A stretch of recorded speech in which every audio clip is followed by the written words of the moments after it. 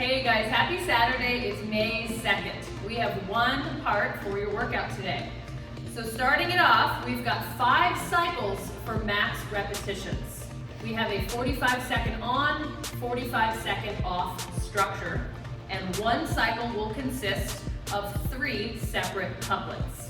So the first couplet, in 45 seconds, you're going to perform 5 hang squat clean thrusters and finish off your time doing max rep burpees. Then you'll rest for 45 seconds. The second couplet, in 45 seconds, we will perform 10 front rack lunges, alternating legs, and then in the remaining time, max rep burpee, rest for 45 seconds. The third couplet, you will do 45 seconds, 10 dumbbell snatches, alternating arms, max rep burpee to finish it out, and then one more rest for 45 seconds. Again, all 3 of those couplets consist of one cycle, and we have 5 cycles for max repetitions. All right, everybody, good luck. We're excited to hear how you did. Make sure you post your comments to our notes.